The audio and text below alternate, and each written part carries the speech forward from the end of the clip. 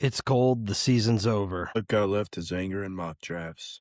Welcome to the winner of our discontent. The rug is off. Rug is off. Yeah.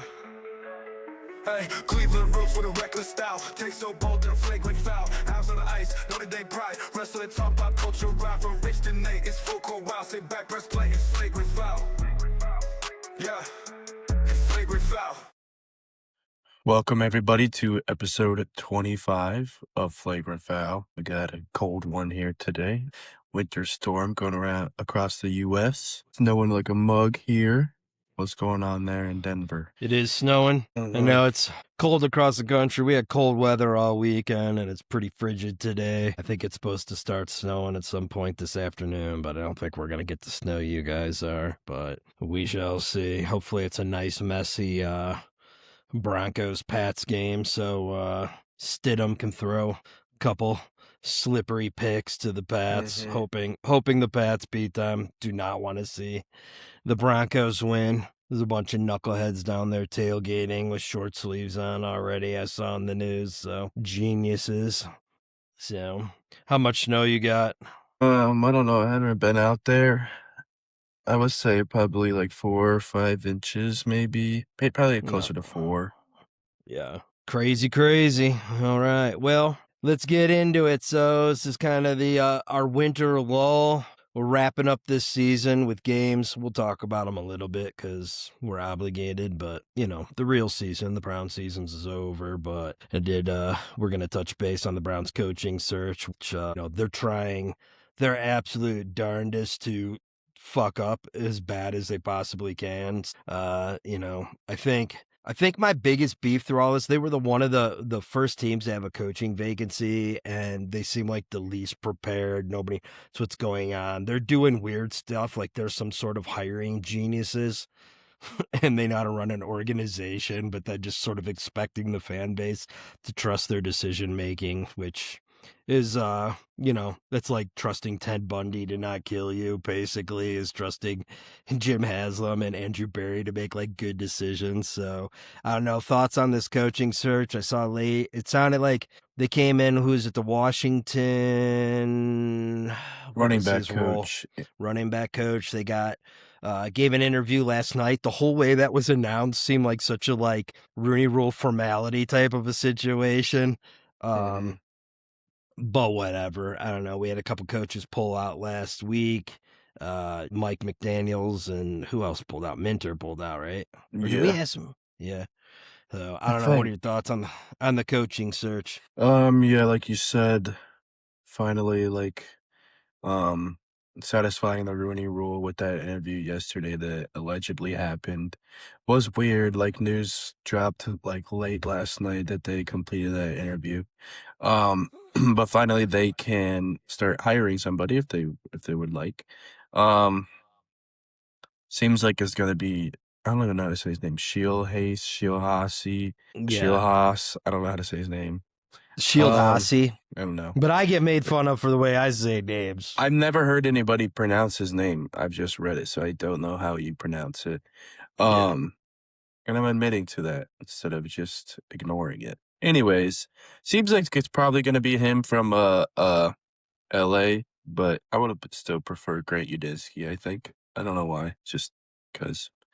But whoever it is will be okay. I'm over it. Like, let's just pick somebody and move on. That seemed a little weird with Udinski. Like, it seemed like, the knock on him potentially being like the youngest coach, sort of lot of hubbub about him maybe being like the next up and coming just offensive genius, and it sort of was falling off a little bit with teams. No offers. I see the Bills. The Bills brought Phillip Rivers in, which isn't like, it's not like the weirdest move for him to start interviewing, so I guess that's not that bizarre. I could see him being an NFL head coach. Look at Harbaugh, but I don't know. It's for a team like that, that's another one, man. You get rid of, what's his name, McDermott, who's a hell of a coach on a team that was right there, and I think they kind of said that they were underperforming, but you're just going to end up getting who now? You're going to get somebody who's truly a better coach, and that's a perfect case of a team too. Like, It just doesn't seem like you did not give Josh Allen the weapons he needed this year.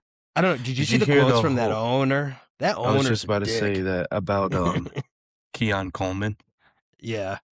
I was just about to say that. It sounds like he's coming to Cleveland as Yeah, he's right. on his way out in Buffalo. But I was gonna say something, I forgot. Oh, Mike McCarthy to Pittsburgh, kind of weird. That I seems heard like the that type of teams. Look where he's been though. Green Bay, Dallas, Dallas. Pittsburgh. He's like going to all like sort of the historic franchises. I sort of see that move fitting.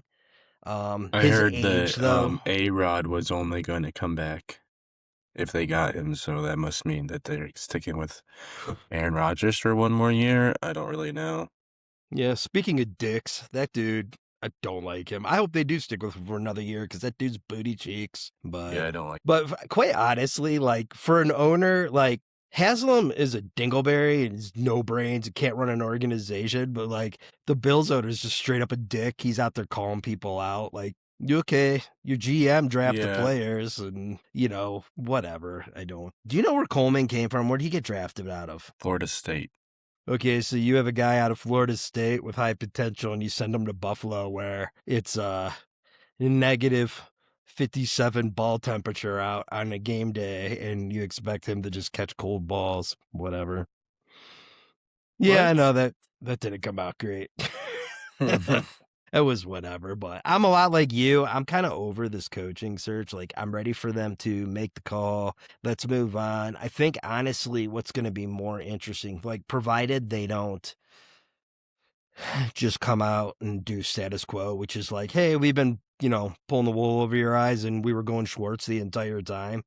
Is if they do bring a new guy in, what's going to go down with those coordinator spots? I heard a lot of chatter about, people like, we're going to lose Schwartz to like the 49ers or something. Like, again, he's been fine. And I know the players love him, but I'm not like freaking out about losing Jim Schwartz. I don't know. What do you think about that? I would prefer to keep him. He's done great things with the defense since he's been here. I don't really think I want him to be the head coach, but I also would not like to see him leave. So if that means he has to be the head coach to stay, then I guess I'd be okay with that. It also depends on who the coordinators are when he comes or if he becomes head coach. I mean, dude's definitely a different. He changed the pace compared to Stefanski. He was like in the locker room after dubs with his shirt off, like getting rowdy. Like I like I that saw about that. him.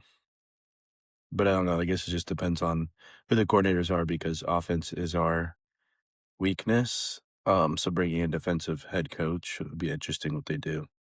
I mean, you've seen some of these things too, and they're like, Schwartz gets promoted and Udinsky comes in as OC. Why would he do that? Why would you leave a Jacksonville team that's strong to come here? Like, I don't know what That he would be benefits. awesome if we could do that. I mean, I yeah, agree. I don't I'd be think that for he it, but would. why would you do it? He would do. I mean, like the only reason you're thinking he's coming here is for an HC role. Why the hell is he? Which, in the grand scheme of things, if he really is a true up and coming guy and it's got a lot of high potential, maybe this isn't the year to go to the Browns because God only knows what we're gonna do with you. I mean, at the end of the day, my biggest beef is AB. I just have next to no trust in him. What do you make of this whole essay thing too? I mean, that kind of I stuff don't isn't know. unheard of, but like to me, it's like when you hear other teams and players and analysts going like, I've never heard of that. And it's like, yeah, of course, the shitty Browns think they know better and came up with let's not use some tried and true methods. Let's come up with our own because that's worked out so wonderfully. Right. Right. Yeah, I don't it's know. I think annoying. they're all a bunch of idiots. Yeah. Other thing I wanted to chat's a little, with Stefanski went to the Falcons, took Tommy Reese with him. Then a little Baker war words get started in the media. Then all of a sudden you see all these people sort of jumping to his defense. I just kind of like leave it alone. Like I don't really want to hear Joe Thomas's take. Joe, great player. I like the guy, but don't really need you jumping to Kevin's defense. Like, I don't know. I mean, let's not pretend we know the situation. And quite honestly, that kind of shit talking with him going towards Atlanta, that'll make for good football for the South. So whatever, it's good. What do you? How were your thoughts on the CFP game? I don't know. It was a lose-lose for Notre Dame fans. I guess Indiana winning was better than Miami winnings, I guess. But I kind of had a change of heart there at the end. I don't know. I wanted both teams to lose, so it was kind of hard to watch it. I was gonna say something. Oh, never mind. We're gonna talk about it later. The new CFP brackets. That I Yeah, was for gonna sure. start talking about. But yeah, the game it was fine. Whatever. Fernando Mendoza's growing on me a little bit. It was a decent game. Yeah, I agree. I mean, to your point, if that team's in any other state other than Indiana, I probably feel differently. Like, I didn't want to see Miami win just because I don't like them. I was getting tired of Michael Irvin on the sidelines, and there was some odd post game disrespect going on. I mean, whatever. It was a good game. I would like it from the standpoint to be like, oh, Kurt Yeti's done everything he needs to do. I think he should go coach the Browns now. But other than that, Yeah. That's another thing that bothers me is like he's been there for 2 years and they already have a national championship. Like, So think about here's some of these teams that have never won. Oregon is getting all this funding from Phil Knight because that was a thing. Like Indiana got all this money from Mark Cuban to bring players in, and they were good. 2 years, rebuild, national championship. Oregon has been doing it for how long, and they have nothing to show for it. So I wanna address that because I know you were upset about that last week. Here'd be my only thing. Indiana to become like the number one in handing out NIL money to get these players to come in. I don't even think they're in the top 20. So, and the other thing is like, you heard about it with Bama. Like you had these teams that were doing it for years, so they allegedly, and then now that it's sort of a level playing field, you see other teams popping up. So like I can't really hate on them for doing that, but I mean I might see your argument if they were like all of a sudden like they had more money to spend on players and they got everybody, but this is not the case. My other thing is with looking into that, Notre Dame is not even like the top 20. So it sort of makes me wonder like Notre Dame is a national worldwide fan base. Like, yes, there's a lot of people that hate Notre Dame. They're also probably like one of the number one fan bases as far as size in the world. And like, do you have that small? I mean, I know it's a private school, but think of the individuals that support that school and have come out of that school. And it's like, you're not even in the top 20. This is kind of odd to me, which almost makes it a little more impressive what they've done there. But I mean, that question could be asked. I don't know. You don't think It's so? frustrating. I don't know. Yeah. I don't like them. I want Notre Dame to win something. Then like if Notre Dame won last year, I wouldn't care. But they didn't. So Well, let's transition in because I think if they win it all next year, you're going to hear a lot of crying anyway. So I will say this. If Marcus ever decides not to coach, he absolutely can get on College Game Day. He did awesome last week. Thought he handled himself like a true gentleman. He had some good takes. He's pretty funny on there. But just talking about his message that they were talking about that he's conveyed to the team, leave no doubt, I think it is. Like, I love that. I love the attitude. I like the idea. It doesn't seem so. What I like is there's not a lot of gloating on we should have been in over X. It was more the way it was handled. I think you've mentioned that several times. But just more of like next year, as we mentioned last week, they're building the Death Star in South Bend, and I think, they're going to go in there and tear it up. I like what I heard from them. I agree. I think he killed it on College Game Day. I did like that, leave no doubt. He did have like the perfect answers, same thing that everybody's been talking about. I do think that they are getting ready to get after it next year. And the people we'll just I think we should just jump into it. Yeah, let's go into it. The provision to the college football playoffs. So that now if Notre Dame's ranked in the top 12, they will be getting in.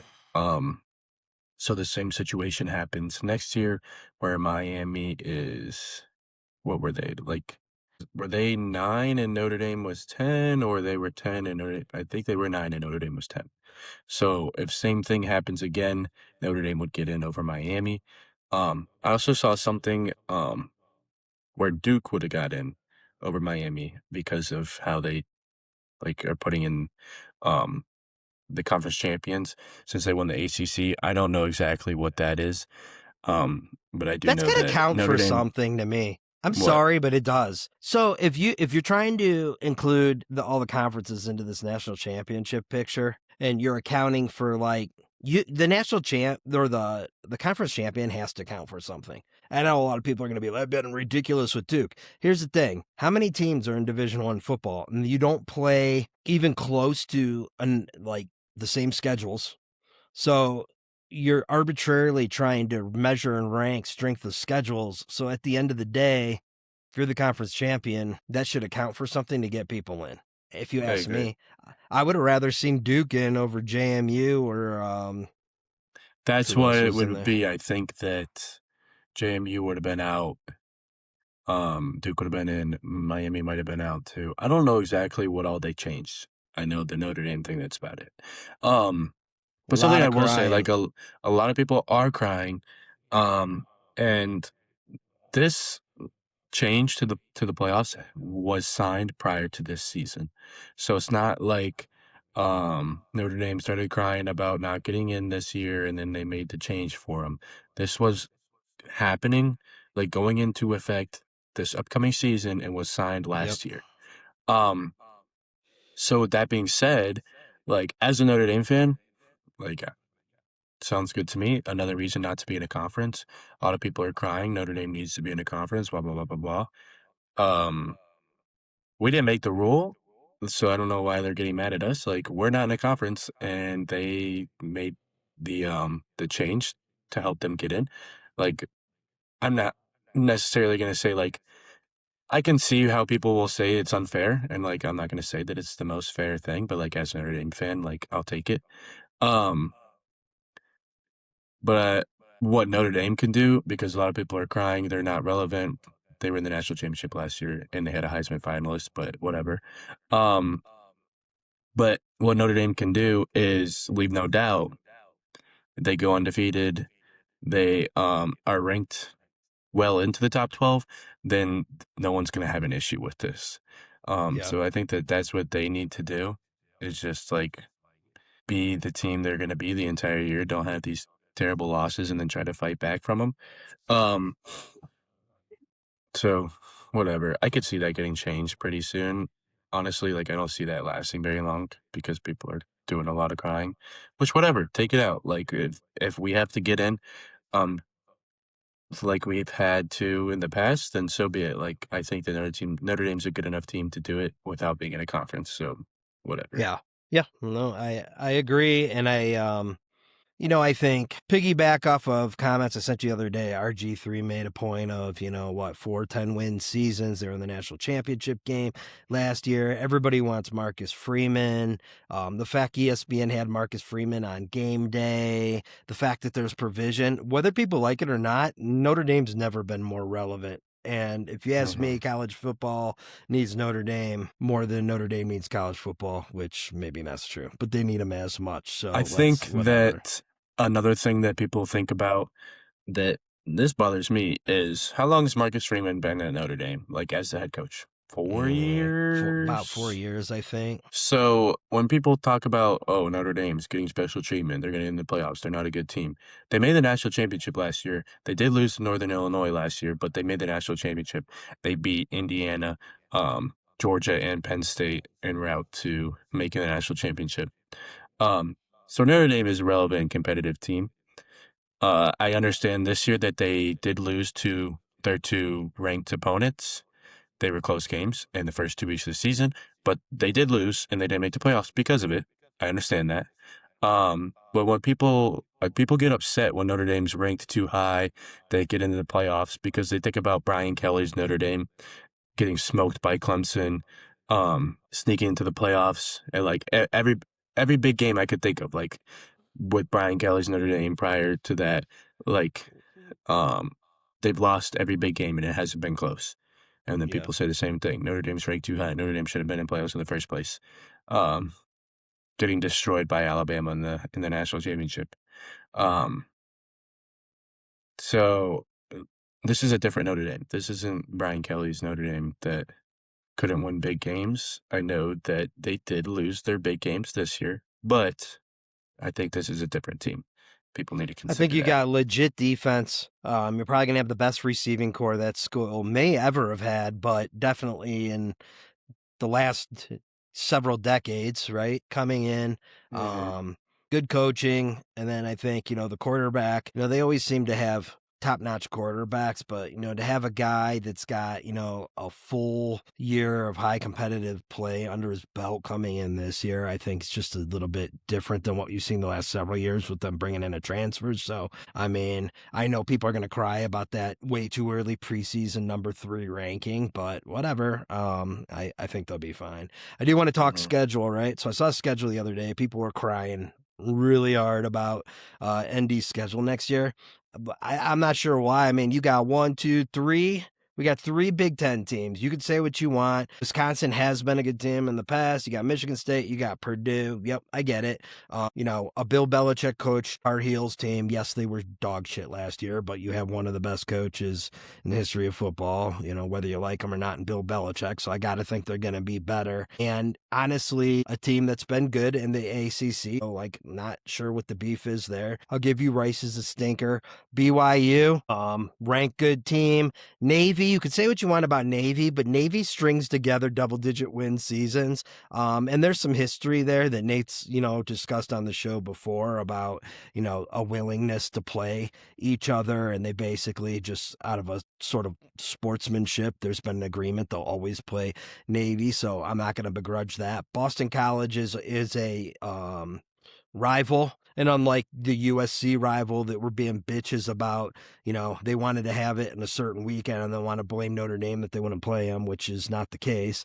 SMU is always a solid team. We know Miami's good. And then Syracuse, in some respects, is another rival, and they're a scrappy good team. I don't think that that's a terrible schedule. People are crying hard about it. You're playing some good teams across several conferences. This is not a finalized, but this is a projected Ohio State's schedule for next year. Ball State, buns. Texas is going to be all the Arch Manning hype. I'll give you that. Kent State, buns.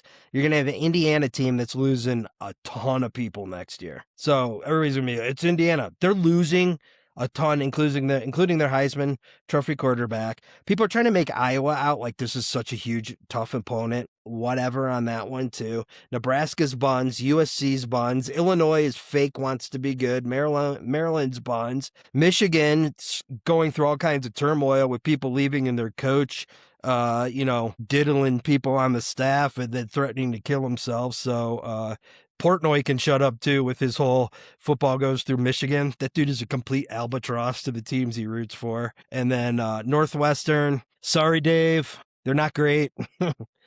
And then Oregon, yeah, you'll have Dante Moore next year. So I won't knock their schedule. I'm not going to knock their schedule because there's some, Texas, Oregon, I don't know who else in there. But I'm not going to sit here and go, oh my God, that's such a better schedule. No, it's not. It's not. So I did the same thing as you. I pulled up some schedules. Compared to Notre Dame's schedule, what they got, I don't know what these rankings are. The BYU and Miami, I would say, are going to be ranked. This has SMU as ranked 17. Yeah. So that's SMU is technically, always good. they're always competitive. I want to say good. Yeah, And well, I think they're top in the 25 out of 100. recently they're in the top 25. I wouldn't say always either. Out of how many But programs that right makes you a now- good program? Right now, looking at Notre Dame's schedule, like 3 top 25 matchups, and Big Ten teams. So, like you hit on, I will say I do think that Ohio State's schedule is harder with Texas. Who knows what Indiana will be, but they still have Kurt Signetti, so they'll be good. I think Oregon's a good team. USC isn't going to be a cakewalk, and Michigan's always a tough game. So I will say Ohio State has the better schedule this year. But like I just was looking at Miami, the ACC team, made the national championship. They're playing Florida A&M, Central Michigan, Notre Dame, Clemson, Boston College, Duke, Florida State, Pitt, Virginia Tech, UNC, Stanford, Wake Forest. That's pretty bad. Most of those teams are ACC teams, but the ACC is straight garbage. If Notre Dame joined the ACC right now, they would be playing Miami for the championship. I am biased, so I'd say they win, but You say at that, the but very least, they're Miami didn't playing. even play for the championship this year. True. And then I look at another team. I think Alabama has this okay. I think it's fairly solid. They got East Carolina, Kentucky, Florida State, South Carolina, Mississippi State. That's pretty poops start to your schedule. Then they do play Georgia, Tennessee, Texas A&M, and LSU in a row. That's pretty tough. So I would probably give them the upper hand. But I say Notre Dame's right now. I just picked a handful of teams. Right now, Notre Dame's got a better schedule or equal schedule to Miami. And then here I got, this is the last one I just pulled up, Oregon. They're playing Boise State, Oklahoma State, Portland State, Illinois, Michigan State, Michigan, Nebraska, Northwestern, UCLA, Washington, Ohio State, USC. That's pretty bad. Michigan is an okay game. Ohio State and USC, is that it? And I'm giving USC some credit, more credit than I think they deserve on that. Yeah, USC's pawns. That's not a good schedule. Whether we're in a conference or not, what does it matter? We're playing similar schedules to everybody. First of all, also it's hurting us to not be in a conference. So I don't understand why everybody cares so much. We're playing equal teams. If Notre Dame was in a conference last year and they lost those first 2 games, but then were able to make the conference championship and win their conference, they're in the playoffs. So we are hurting ourselves not being in a conference. Why does everybody care so much? The schedule is really not that different, and it's only hurting them.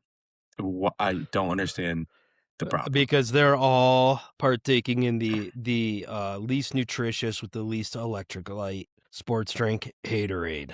They're all drinking the Haterade. That's what it comes down to, you know? I guess. I don't know. It'll be interesting, but here's the bottom line. We're preseason ranked 3. They got a hell of a coach. They got a hell of a recruiting class. We just got a 5-star kicker. So, Marcus, number 1 kicker again, in the country, I'm pretty sure. Yeah, we're addressing our weaknesses. We had some bugaboos with the kicking game last year. He's like, you know what? We're just going to go mess around and get the best kicker coming out into the country. And, in a schedule that I think deserves respect, but is also warrant of going undefeated. And I think they'll be fine. And, here's the other thing that's funny too, because and I could be wrong, because, they tweak this playoffs every year. But even if they run the table, right? Even if they're in the top 12 and they get in, they still can't get a top 4 seat, correct? I don't know if they changed it again, but after the first year, they changed it. So this past season, they would have been able to get top 4 seed. I don't know if they changed that again, but as long as they didn't, they should be able to. Right. Because Ohio State got a bye, and they didn't win Big Ten. Although I will say, and maybe this is because, we're snake bitten on some of our football rooting teams, but I don't know how much I love Notre Dame sitting in the 1-2 spot with a game off. I want to see them continue to play. I don't think I want to buy. The only team that's gotten a buy and won was Indiana. Yeah.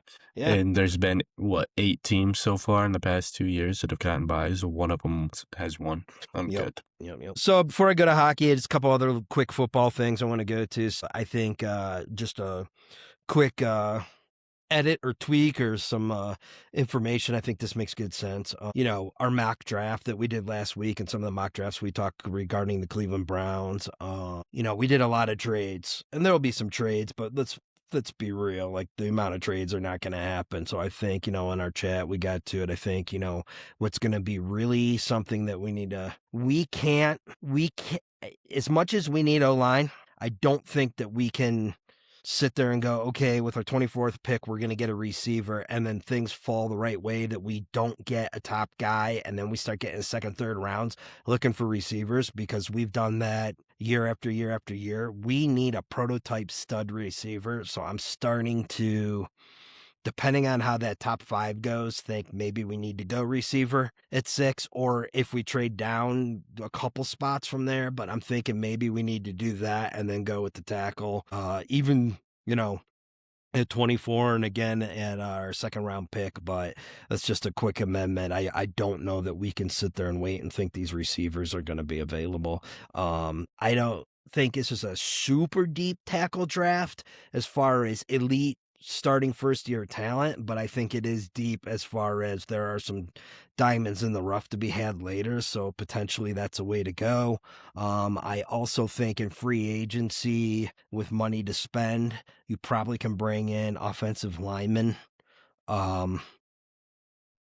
at a better bargain than we're going to bring in stud top-tier prototype one receivers. So maybe that's the way to go. But want to amend that. And then real quick, I wanted to, our games today, we got Broncos, New England. Who do you think, who do you want in that game? Is it the same? I think Patriots, and I want Patriots.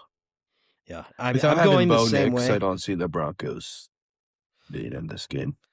Yeah, and there's been a whole, out here, there's been so much Stidham talk about, they really like him and he's been great, like some of the things he's done in the past. But the fact of the matter is, this is extremely limited scope, and the guy hasn't thrown a pass in a competitive game in 2 years. And you're going to throw him into the AFC Championship game against a really good Pats team. I would say one knock that's interesting, they sort of have disproved but neither of them had the toughest schedules in the world. But I think they've disproved that means anything. So I'm not, it's whatever. But I'm going Pats, and then Rams and Seattle. I'll go first on this one. I think Seattle, and I want Seattle, and Seattle's looking like the one. Just they look pretty tough, So for Darnold, I think that'd be a cool story. I think the defense is tough, and quite honestly, I want the Rams to get bounced, so maybe we can get our head coaching situation figured out in the next couple days and don't have to wait 3 more weeks. How about you? Yeah, I'm the same way. Let's go Seahawks. I'd like to see Sam Darnold turn his career around, get a Super Bowl. That'd be pretty cool. Yeah, which, maybe I talked about this last week. It's just like, if there has never been a case of, you talk about a guy, it's one thing to see a guy leave and go to another team and be good, but to see a guy leave and go to 2 different teams back to back and be good, guess what that means? Shit organization versus good organization. And I think there's a lot more at hand with putting the right pieces around a guy and, making good drafts and giving him the weapons for them to win, along with being in the right system. So, Cleveland Browns learn a lesson. Jimmy, sell the team. AB, do the right thing and resign. Anyway. All right, let's move it to hockey talk. Avs. I don't think any of us expected them to be as hot as they were the first half of the season, and I am not worried. They got, Taze will be back, Landy will be back. I'm not worried. Wedgwood's still our number one. I think when it comes crunch time, he will be our number one. If I have any concern on this team, it's Mackenzie Blackwood. He does not look great. I don't know if it's a rep thing. I said this last year. I think Wedgwood is much more of a big game goalie than Blackwood was, but he gave up a stinker the other night, and he hasn't looked great since he's been back. We just recalled Isaac Posh. I don't even know much about him from the Eagles. I think he's been pretty solid down there. I was a little surprised we didn't bring Miner back up because I thought he was playing really good in some spot starts, but I don't know how that works with the 2-way contracts. I don't know if there's like limited recalls or, if they have to like potentially waive him when they send him back down. So they're being conscious of that. I'm not sure, but yeah, it's been a little rockier second half, but they got about 2.5 weeks and they get a nice 3-week break for the Olympics. So I think they need it. But I will say the one thing that I think this is going to potentially, there was a point to be made through the Christmas time that this team's chemistry and they're so good. Like, let's not make any trades and move and mess with it. I think they're probably going to make a couple moves. So I don't know how I feel about that. I don't know if you've seen any of this Evander Kane. It was the Avs and somebody else apparently are like the top 2 in on him. I want no part of that guy. That guy is an absolute cancer. He's a locker room cancer. He's a douche. He'll take some bad penalties when we don't need him. I don't want any part of Evander Kane on this team. I wouldn't consider the bread man for the right price. I think the right price was way out of our league. I would have liked him too. I just don't see it happening. The other thing that's kind of scary, which I think there was some talk about being trade partners and potentially, Shock Crosby or a Malkin trade, but like the Penguins are good. the Penguins are going to sit on this team, I think, and try to make one last run. So you could pretty much you can rule them out. I heard another one, which I don't know who they get back, but who was it? Jason Robertson to somebody in the East. I would love that. Me too. Give me He's Dallas. Yeah, he's good, and I hate him. He looks like Timu Dustin Hoffman from Hook. I don't like him at all. He bugs me. But I want him. I hate that whole team. Really dislike Dallas. I feel like everybody that goes there, like Rantanen went there and just immediately became this complete dickhead. Mm-hmm. So I don't know. Any more hockey thoughts? I got nothing. Got nothing. Well, you better start digging in on the hockey because he's getting ready to ramp up, bro. I haven't heard any updates on the Olympic ice either. Me either. No. Moving on over to wrestling. I know we talked it last week. Some good duels this weekend. Penn State blew out. They won their 80-some consecutive duel with another complete shutout, whatever. I'm looking forward to February 13th for that Buckeye duel. Berg was back in action last weekend. Looks like the girls team had some placers at Manchester. They've definitely got stronger as the season's going on, so it's good to see. As far as OAC action, I think they had a duel against Wilmington the other night. They won. So the heavy hitters took care of business, so that was good to see. I have no clue how they're doing in conference, but they're going to be we'll be at regionals in about a month, I believe. So season is winding down quickly. So in honor, we're going to shift off sports for a little bit here because it's cold. We can't go out and we need something to do. So here's what we're talking about. Winter, snow, we're getting stuck in the house, comfort food. What's your top three? What's your top three like? I'm not leaving the house. It's freezing. I'm going to let this thing make the house smell good all day. There's some sports on. I'm just kind of doing that, watching some rom-coms. I know you like to get up to some rom-coms. What's your go-to winter food, comfort foods? So you did mention chili when you sent this to me earlier, and I was trying to think of like anything else. Not really a big soup person. I think chili's a go-to. Load her up with some sour cream, cheese, hot sauce. I prefer a bread bowl, but if you have like a loaf of bread and got some slices to dip, that will suffice. The bread bowl just gets you so full. No, I'll eat the whole bread bowl. I don't care. Okay. It doesn't matter to me. So that's got to be number one. Other than that, like again, I'm not really a big soup person. Like I like broccoli cheese soup, and I guess potato soup's fine, but I would prefer to eat anything else than soup. I was also thinking another one that came to mind was like, not really a food, but hot chocolate. That's a food. I've never really like, it's cold outside, I need hot chocolate, you know? Like hot chocolate to me is one of those things, it's like in the same category as PB&Js. Like everybody has had hot chocolate at home. Everybody has the ingredients for a PB&J. And you like forget about it until you're like, oh my God, I can make a PB&J, or I can make hot chocolate. I'm going to have 12 PB&Js in the next 2 days and then forget about it. Or I'm going to have 4 cups of hot chocolate the next 2 days and then forget I have it. So not really like anything. Like I'll eat ice cream year round. I prefer it to be cold. I run hot, you know, so like it's not like I need a warm food to warm me up when it's cold outside. Like I don't know. Like chili is probably like the only one that I would crave when it's cold out. Other than that, like I'm sticking to the regular scheduled program. Okay. Well, I have some thoughts on all of that before we get into anything. So I would say that's an excellent point about hot chocolate. So I'm going to hit you with 3 things that are never like I have this massive craving for it, but then when you eat it, you're like, why is this so delicious? And I don't eat this every second of the day. PB&J's one. Popcorn, hot chocolate. You're right. I like those are things you have around the house all the time. But it's always delicious. Like you're watching some movies, popcorn's good. It's not even Popcorn like is fine, but I'm not a big popcorn person. I mean kettle corn. I can get after some kettle corn, but just straight up like buttery popcorn, not really my thing. Something else I might add to that list. I'm going to guess you're a big Cereal. sugar over salt guy. It depends. It depends. Well, kettle What corn's about kind of cereal? best of both worlds.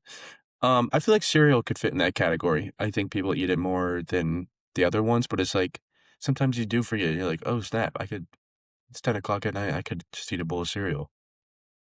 You know? Yeah, that's true. Speaking of cereal, hit up the Trader Joe's on Friday and got the generic Trader brand Honey O's.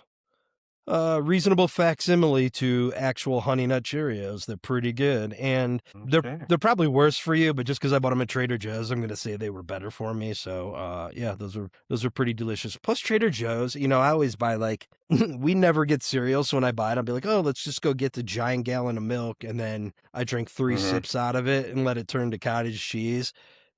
But Trader Joe's has like the little bottle. It's just like perfect for the amount of cereal that I'm going to be eating. So it's kind of like, Mm-hmm. yeah, that works out wonderfully. Other thing, this may be breaking news. This may have been around, but I just became aware of it last week. So peanut butter and jelly Uncrustables, grape and peanut butter. That's number one. Mm-hmm. I will contest the Nutella one or whatever, the hazelnut. That's overkill. That's mid. The No, those are strawberry and peanut butter fire. is good. The strawberry and peanut butter are good. But you know they have honey and peanut butter now? I do, but I've never had it. But I'm sure I it's haven't bussin'. either. It sounds so good. In fact, can you imagine a honey and peanut butter Uncrustable? Like, you know, no one's eating one of those. So like 6 of those and a nice big mug of hot chocolate sounds pretty delicious if you ask me. See, like I would prefer chocolate milk with that. Like a nice cold glass of chocolate milk with that. I don't think I would want the hot chocolate.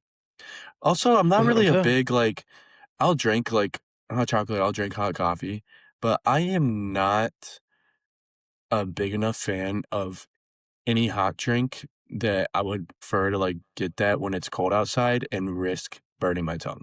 Burning my tongue is top 3 like most infuriating things. It ruins eating for like 3 days.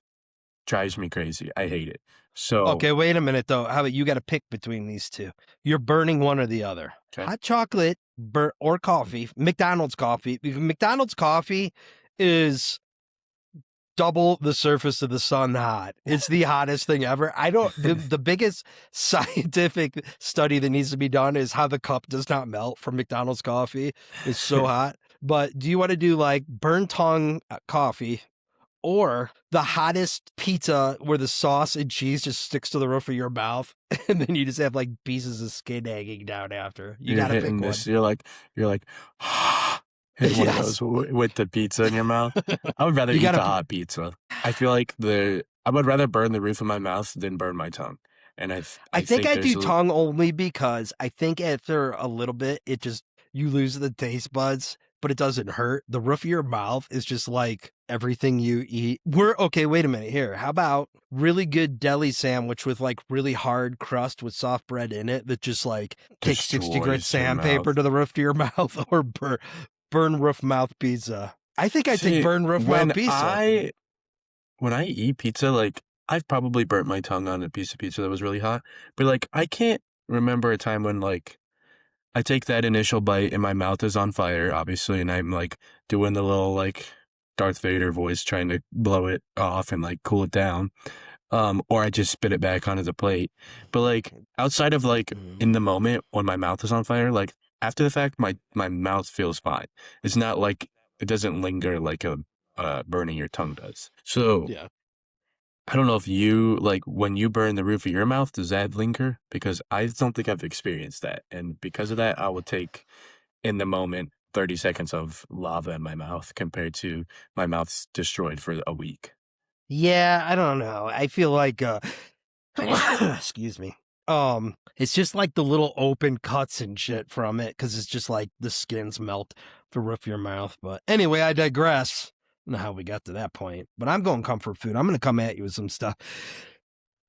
Excuse me. So I know Nate mentioned one thing, chili, in his whole, I'm not really planning for hot food when it's cold, but I will bring a couple things that I know he likes. Chicken pot pie. That's a good one. He's a bigger fan of the chicken pot pie, particularly The beans. chicken pot pie Homemade chicken is pot pie. fire. Like I love chicken pot pie, but like I'm not sitting here like looking at the snow falling down. I'm like, oh, I could really go for some chicken pot pie.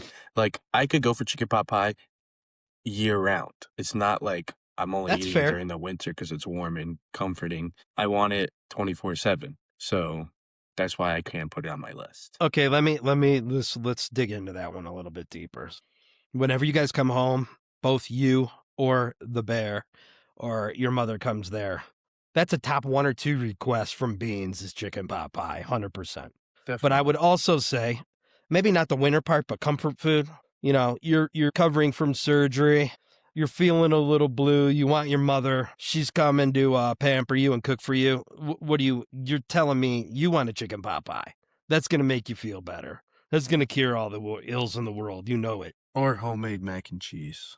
Yeah, that's fair. But now you know how to make homemade mac and cheese, so. It doesn't taste as good when I make it. Okay. So anyway, the chicken pot pie is you, but I'll say chili's up there. I'm going to throw a little variation. The white chicken chili that mom makes, awesome. Never had it. Pot roast. So pot roast with the red potatoes, carrots. I may just tell you something too. When I was a kid, cook carrots. I would rather eat a white dog turd off of somebody's lawn than eat. I've never seen a white dog turd. Yeah, then eat a cooked carrot. I hated cooked carrots so much. They're so delicious. I don't know what happened. There's like something that, like, people go, oh, when do you truly become old? When you start liking tomatoes, like cooked carrots are good, things like that. That's when you shift from being to just, you're officially an old person. But love those with the ground chuck pot roast. Delicious. Love the Mississippi roast, which is the pepperoncinis with the paste on the chuck roast. Mississippi roast. Yep, that one's pretty delicious. Mom's crock pot chili enchilada stuff is pretty delicious. So I'm gonna say those are probably out there. But then also, because we're having this again today, and I made it Friday. This is actually a baller move for cold weather. Pizza crust from Trader Joe's, the garlic one, the pre-made is good. I made pizzas. Those things, those were probably, Portnoy would give those like a 9.7 on his scale. That's how good they were. But we made two, and we were both so full. So we had like an entire another pie that was like just a hair undercooked that we didn't cut. So I just left it on the pan, foiled it up. That bad boy's going on the pizza stone today with some Caesar salad. Instant dinner. So that was pretty delicious as well. Yeah. Anyway, yeah, moving away from food. I had this other thought the other day, and then it's just kind of want to get your thoughts on this too. So, when you start talking about like deep cut like there's songs that are good songs. They're acknowledged by a lot of people as good songs, but not necessarily like, a guy like me. I like a lot of alternative. I like some rap. I'm a good classic rock guy, things like that. But, let me just throw Prince out there right now. If you haven't caught up with Prince's discography, like, and everybody's going to go, Purple Rain, 1999, or not Purple Rain, Little Red Corvette, 1999, Raspberry Beret, all of that. I just want you to take a listen to Purple Rain from the album titled Purple Rain by Prince. It's about an 11-minute song, and it's one of the best songs ever. Like, that's a song you can listen to and not like Prince or his music and just have to fully acknowledge that this dude was just like, every ounce of him was made of talent. Just such a good written song. So that's mine, is Purple Rain. I don't know if you thought one. I know I asked you if you had one. I've heard the term deep cut, but I'm not super familiar like what it means. I looked it up. It says a song that is less widely played and less well known than other songs on the same album or by the same artist. So I don't think a deep cut is the correct terminology, because we're probably going to get flamed when you say deep cut and then throw Purple Rain out there, because Purple Rain is probably the most well-known Prince song ever. I would say deep cut making from a generation. I would say so there's a song, I listen to a lot of radio. I never hear it on the radio. Obviously, he's passed. It's an old song. I'm just saying, from like this generation, if you're not listening to music of that era, like how many people your age are just pulling up and being like, oh my God, I just discovered Prince and Purple Rain. This is a song. So I will agree with you. That 100% is not a deep cut, but I would just say like it's one that needs to come back and needs to get more airtime. It needs its flowers. But it has made a return because they put it in Stranger Things. Yeah, I was So unaware of that. So in like the last episode of Stranger Things. So by okay, now everybody is on board with Purple Rain if you weren't already. If you don't know, now you know. okay. For me, I don't really know. I listen to pretty mainstream everything, you know, like everything I listen to like is something that is popular. You know what I'm saying? Does that make sense? Yeah, yeah. No, I get it. So, um, Something I will say, like I don't think that gets listened to enough. Like obviously right now, like rap and hip hop and pop or whatever is popular. But like every once in a while I'll get in the car and I'm like, I gotta throw on some Red Hot Chili Peppers right now. Not a deep cut. They're pretty well known, but it's just like they're in my rotation, and that is probably like less popular. Like I don't think everybody's listening to Red Hot Chili Peppers all the time. Not saying I do either, but I do think um some more people should listen to them. It should be like I don't hear Red Hot Chili Peppers on the radio ever. I think that's a band too, though, that I think people just got worn out by. I think if that band just did like Mother's Milk and Blood Sugar Sex Magic, those two albums, and then just quit making music, there would be so many people like, oh my God, like they wouldn't be on the radio popular. It'd be like me right now with my Prince comments. It'd be like trying to find like all these young kids and be like, dude, you don't know who Red Hot Chili Peppers are? You need to check out these albums from like, late 80s, early 90s. And like people would be whatever. It's just that like afterwards, they were just basically like, we're literally going to take like the same cadence to our songs and make gibberish lyrics and just keep producing albums. That's probably where they fell off a little bit, but I agree with you. I'm a bigger, older Red Hot Chili Peppers, which nice segue there with that one because, the Purple Rain thing got me to thinking color in music and albums and bands and songs, right? There's a lot, and which one is the best? So like I think like we say Black, and you got Black by Pearl Jam, you got the Black album by Metallica, Back in Black AC/DC, Sabbath. I think that Paint It Black, Black Dog, Black Jet Magic Women. Like there's a lot. That's a strong case to be made for Black. I think Blue. I think there's a lot of Blue associated with just sort of like melancholy and things like that. So obviously some new wave like Blue Monday and Blue Suede Shoes, Elvis Presley, things like that. Green probably a little bit in my opinion. Red is a big one. There's a lot. Jimi Hendrix, Red House, Red Red Wine, Little Red Corvette. Yellow's another one. Coldplay Yellow album, Yellow Submarine. But I'm just gonna so we could go on and on. But I think, honestly, when I think about like Purple might be low key one of the best. It's not overused. Purple Rain, album in the song, band Deep Purple, Purple Haze, one of the best Jimi Hendrix songs ever. Purple People Eater, some fun. I'm gonna guess that's like 60s, 70s music. So yeah, I'm going purple as best color associated with music. Not overused. Yeah. Do you have a thought on this, or am I just a crazy So person? I when I was thinking about colors of albums, like I don't know why every color I thought of, like first thing that came to mind was Kanye. Um Graduation, purple, which I will say I think purple is good. It's a good color. We got Man on the Moon from um Kid Cudi, Oh, another Kid one I Cudi, yeah. associate with purple. So I think there's a lot of good purples out there. There's Lil Uzi Vert albums for the new folk that are purple. But I don't know why I was just thinking like Kanye's got a lot of albums that like associated with the color, like My Beautiful Dark Twisted Fantasy, red, Life of Pablo, orange. Like I don't know, first things that came to mind. But I guess it's not as prevalent to me as it is to you because you old folk had to get the whole album, whereas I don't even know what album half the songs I'm listening to are on. You know what I'm saying? Yeah. Because I just know the song. So there's definitely some of that in there as well. Let's go outside of like primary colors. Just I'm going to do an honorable mention, red, yellow, green, those are easy. Gold. You got Heart of Gold, Neil Young, you got Gold Digger, Kanye, you got Golden Years, and Bowie. So, and then, just the standard easy, a lot of like gold album, using the album titles for sort of like best hits type of thing. So, yeah, that's a strong one right there. I don't know. These are the random thoughts. So, we're in the dog days of winter right now. Like I said, we're kind of geeking up for the NHL star break. We got several months till the draft.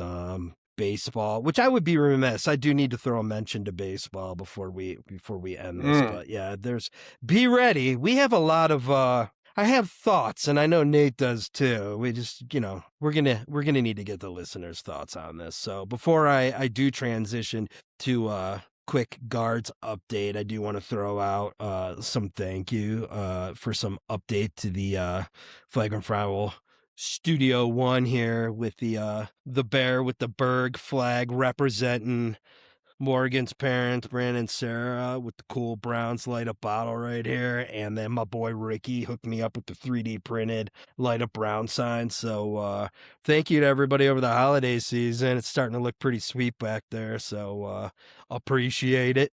Nader, hit us with it. Big news. So hold on, before we get to that, this is a segue into the news. Best, like, and I don't want to say best because loyalty plays a part in it, but I would say, like, who do you think is the number one Cleveland athlete? You could go of all time, but this the is segue. here's my. So go ahead.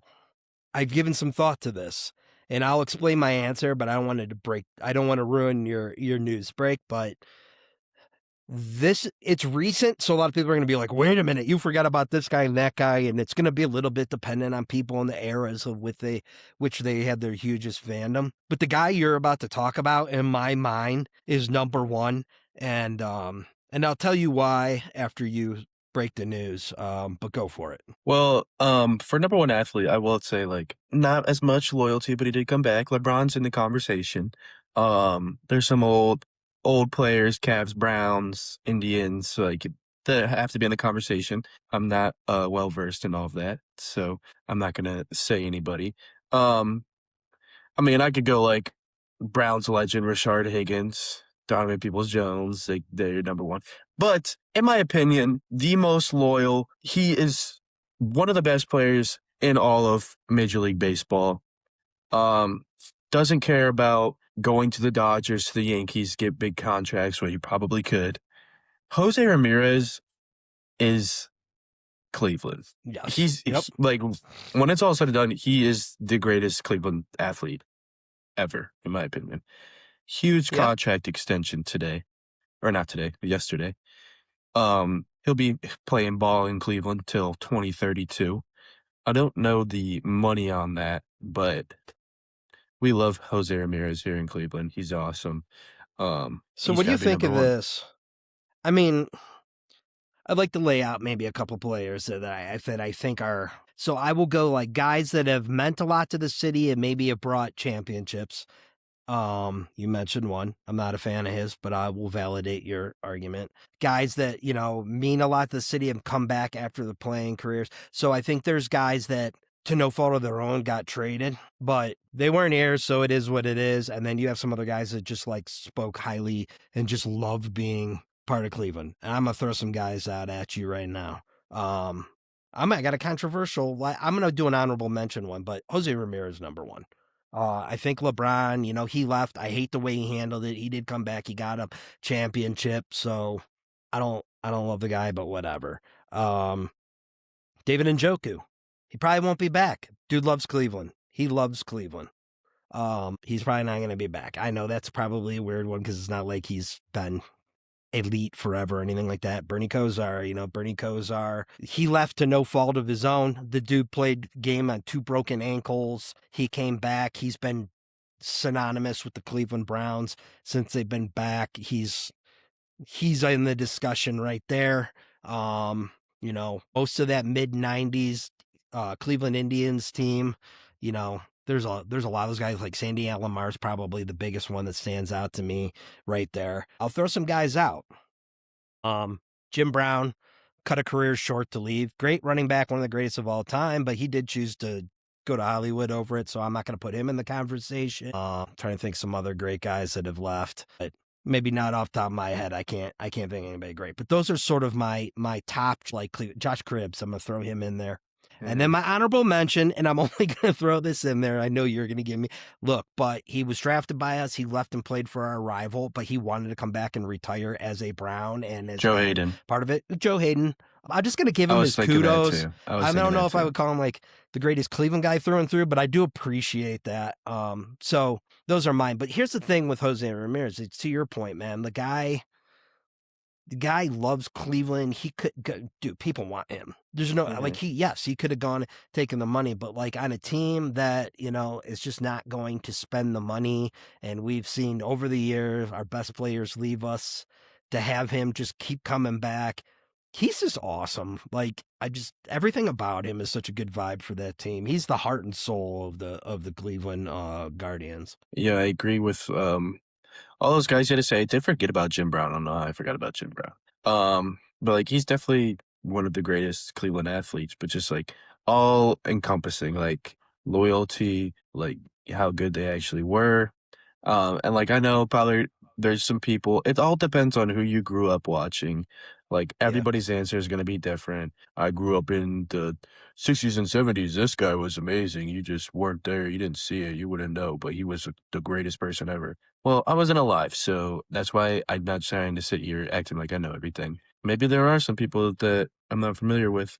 You could go Hanford Dixon and Frank Minifield created the Dog Pound. They mean a lot to Cleveland. Like, there's a lot of guys, but, and people are going to say recency bias, but Jose Ramirez is in the conversation. Gotta be. He's gotta be. 100%. Yeah, 100%. So that's a win. It's a good omen. Maybe he can send some good vibes towards the Cleveland Browns, you know, some positive news happening in Cleveland, but yeah, the awesome to see in here. So, all right, well, what's on tap for the rest of your day, Nate? We got football. Homework and football. And I might drink some beers if I'm feeling up to it. Yeah, I hear you. Was that, you got the rascal bear home with you, I see, too? Yep. Yeah. Is she emerged from her lair as of yet? Mm-hmm. Oh, wow. It's interesting. She's alive. Yeah. Well, I know she gave me this whole spiel about if she drove in bad weather and had a car issue, she would get yelled at because apparently, you know, you two just keep talking about how I yelled at you so much as kids. We're going to get into that on the next one. I don't think in the history of being yelled at by your parent, two people were ever yelled at less, but that's just my position on the whole thing. I don't know. Okay, but I'll save my stance for next time. Yeah, and never in the history of getting your PlayStation cord taken away was your PlayStation cord ever taken away. It was. I don't believe it. Whatever. Okay. All right, well, stay warm, bundle up, enjoy those beers, and we'll catch you all next week. Coincidentally, that'll be our 26th half-a-year episodes. It's quite the milestone for the two of us, so appreciate all the listeners, and we're excited for it. So y'all stay warm. Peace out. Stay classy, Cleveland. Out.